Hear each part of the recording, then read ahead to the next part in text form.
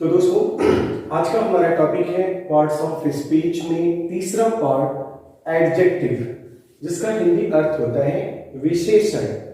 इसकी व्यवहारिक परिभाषा यहाँ पे दी हुई है कि जो शब्द संज्ञा व सर्वनाम की विशेषता बताते हैं उन्हें विशेषण कहते हैं। अंग्रेजी में इसे an adjective is a word which modifies a noun and a pronoun, यानी कि जिन शब्दों के द्वारा किसी संज्ञा के बारे में या किसी सर्वनाम के बारे में कोई खास बात कही जाती है उन्हें हम विशेषण कहते हैं। फॉर एग्जाम्पल हम कहें कि it is a big room, यह एक बड़ा कमरा है, तो रूम नाउन हुआ, इसके ठीक पहले आकर बिग शब्द इसको मॉडिफाई करता है, ऐसा कहा जाएगा। हम कहें कि I have a new pen, मेरे पास एक नई कलम है। कैसी कलम है? तो नई कलम है, यानी कि पेन नाउन हुआ और उसको मॉडिफाई करने के लिए एक वर्ड दिया जा रहा है न्यू, तो ये न्यू शब्द एडजेक्टिव होगा। यहां अगली एग्जांपल में देखेंगे, it was a horror movie, यह एक डरावनी चलचित्र थी, सिनेमा थी। तो वहां पे हॉरर शब्द को मूवी के पहले उसको मॉडिफाई करने के लिए प्रयोग किया गया है। इसी तरह he had a new car, उसके पास एक नई गाड़ी थी। यहाँ पे कार के पहले न्यू का प्रयोग बतौर एडजेक्टिव किया गया है। तो आशा है कि एडजेक्टिव का आशय या एडजेक्टिव के प्रयोग का तरीका आपको समझ में आ गया होगा। यह किसी संज्ञा या सर्वनाम को विशेषित करते हैं। Kinds of adjective, second step होता है स्टूडेंट्स, इसमें एडजेक्टिव के कितने प्रकार होते हैं। सामान्यतः व्यवहारिक अंग्रेजी में जो पॉपुलर कैटेगरीज है इनकी, वो है एडजेक्टिव ऑफ क्वालिटी, यानी कि गुणवाचक विशेषण, यानी वे शब्द जो किसी संज्ञा या सर्वनाम के किसी गुण अथवा दोष दोनों को ध्यान रखेंगे, गुणवाचक विशेषण कहा गया है। इसमें गुण और दोष दोनों की बात आती है। जैसे हमने एग्जांपल में दिया गुड, बैड, हम कहें कि you are a good boy, हम कहें कि Rohan is a bad boy, तो रोहन कैसा लड़का है, तो फिर बैड है, तो बैड का अर्थ बुरा होता है, यह एडजेक्टिव के रूप में प्रयोग हुआ है। स्मॉल छोटा, बिग बड़ा, ऑनेस्ट ईमानदार, डिसऑनेस्ट बेईमान, वाइज बुद्धिमान, डल मूर्ख या नीरस। इस प्रकार सभी शब्द जो किसी संज्ञा के गुण अथवा दोष को बताते हैं, संज्ञा या सर्वनाम के, उनको हम क्वालिटी शोइंग एडजेक्टिव अथवा एडजेक्टिव ऑफ क्वालिटी कहते हैं। दूसरे नंबर पे आते हैं एडजेक्टिव ऑफ क्वांटिटी, यानी कि मात्रावाचक या मात्रा सूचक विशेषण। जैसा कि शब्द में ही अर्थ निहित है, आप देख सकते हैं जो शब्द किसी वस्तु की मात्रा को, अब मात्रा हम द्रव पदार्थों का, जिन्हें अनकाउंटेबल नाउन कहते हैं, उनकी मात्रा को, उनके लिए, उनके मापन के लिए हम मात्रा का प्रयोग करते हैं। फॉर एग्जाम्पल हम कहें कि इस तालाब में थोड़ा पानी है, तो अब यहां तालाब में पानी की मात्रा, इस प्याले में थोड़ी सी चाय है, इस ग्लास में दूध भरा हुआ है, पूरा भरा हुआ है। तो ऐसे शब्द जो किसी द्रव पदार्थ की मात्रा का बोध कराते हैं उनको हम एडजेक्टिव ऑफ क्वांटिटी कहते हैं। इसमें little, a little, the little, enough, no, all आदि वर्ड्स आते हैं। फिर तीसरे नंबर पे आते हैं adjective of number. Adjective of number का अर्थ होता है संख्यावाचक विशेषण, यानी कि जो शब्द किसी संज्ञा के ठीक पहले आकर उसकी संख्या का बोध कराते हैं, हम उन्हें एडजेक्टिव ऑफ नंबर कहते हैं। फॉर एग्जाम्पल मैं कहूं कि आई हैव 10 फ्रेंड्स, मेरे 10 दोस्त हैं, तो दोस्तों की संख्या कितनी हुई? 10। शी हैज 2 बुक्स, उसके पास 2 किताबें हैं। यू हैव 5 सब्जेक्ट्स, आपके पास पढ़ने को 5 विषय हैं। तो ऐसे शब्दों को जो किसी संज्ञा की संख्या की तरफ संकेत करते हैं हम उन्हें संख्यावाची विशेषण कहते हैं। जो चौथे नंबर पे आता है यह डिमॉन्स्ट्रेटिव एडजेक्टिव। डेमोन्स्ट्रेटिव एडजेक्टिव से हमारा आशय होता है संकेतवाचक विशेषण, यानी कि जो शब्द किसी संज्ञा की तरफ संकेत करें ठीक उससे पहले आके डेमोन्स्ट्रेट करने का काम करते हैं। जैसे कल हमने प्रोनाउन के बारे में आपको बताया था कि दिस इज अ पेन, यह एक कलम है, वहां पर आपने डेमोन्स्ट्रेटिव प्रोनाउन भी पढ़ा था। अब कलम की तरफ हम संकेत करके कहते कि दिस इज अ पेन। ठीक इसी तरह अगर हम इस दिस शब्द को या दैट, दीज, दोज को इस नाउन के ठीक पहले प्रयोग करें तो वही डेमोन्स्ट्रेटिव एडजेक्टिव हो जाता है। जैसे हम कहें कि दिस पेन इज रेड, यह कलम लाल है, तो पेन के ठीक पहले दिस आगे उसको डेमोन्स्ट्रेट कर रहा है। Which pen? तो this pen. That girl is beautiful. These flowers are eye-catching. ऐसे तो कैसे फूल हैं, कौन से फूल? तो these flowers। तो इस प्रकार के शब्दों को हम डेमोन्स्ट्रेटिव एडजेक्टिव कहते हैं। एडजेक्टिव की पांचवी कैटेगरी डिस्ट्रीब्यूटिव एडजेक्टिव होता है। जिस प्रकार आपने डिस्ट्रीब्यूटिव प्रोनाउन पढ़ा था, उन्हीं शब्दों का प्रयोग अगर नाउन के ठीक पहले करें तो वो विभागवाचक विशेषण बन जाते हैं। जैसे each, every, either, neither etcetera.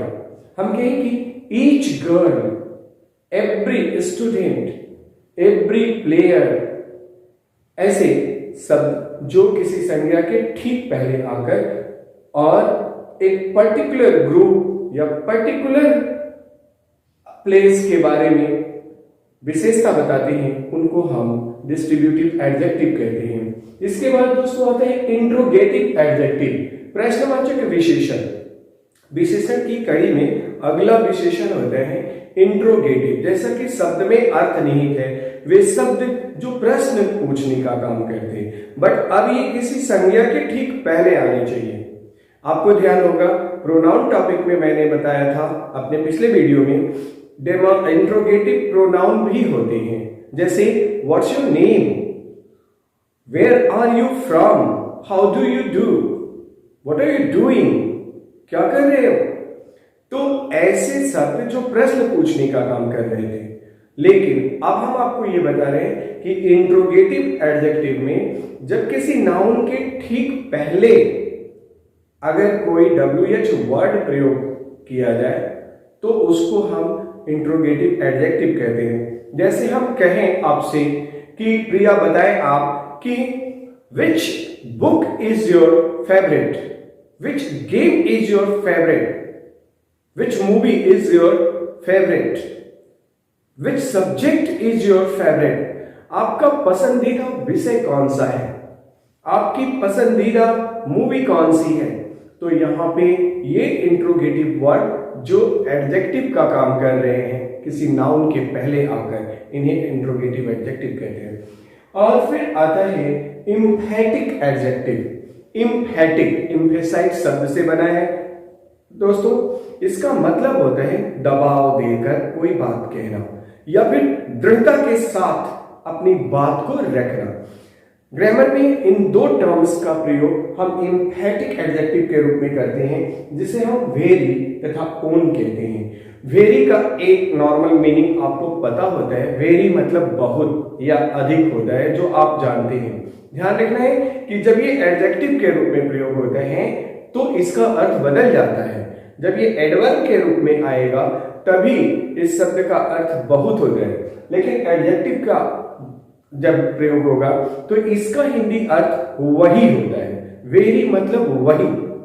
For example, जब दबाव देकर आपको कोई बात कहनी है, जैसे हम कहें कि यह वही कलम है जो आपने मुझे दिया था, यह वही कलम है, मतलब कोई दूसरी कलम नहीं है, मेरे हाथ में ये कलम भी है बट ये वो कलम है जो आपने मुझे दिया था।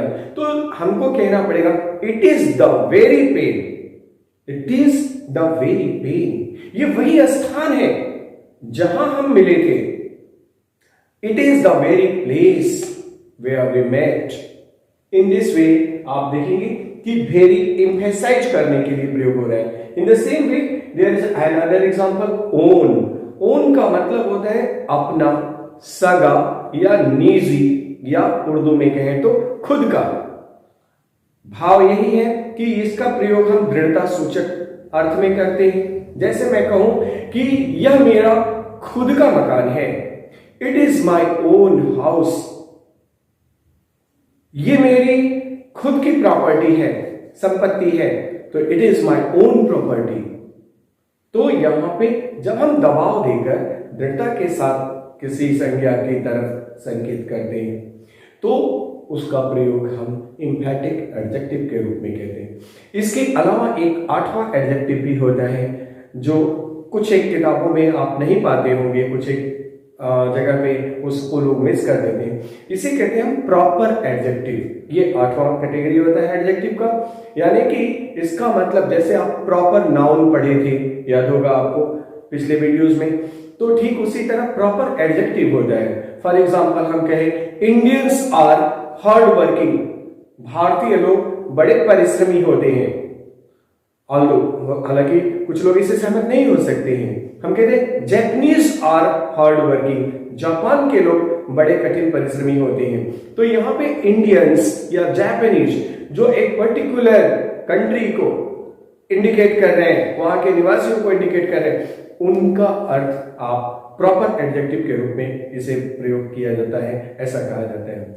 तो दोस्तों इसी के साथ एडजेक्टिव का जो बेसिक कॉन्सेप्ट है, यानी कि इसका डेफिनेशन, इसके काइंड्स हमने डिटेल किया।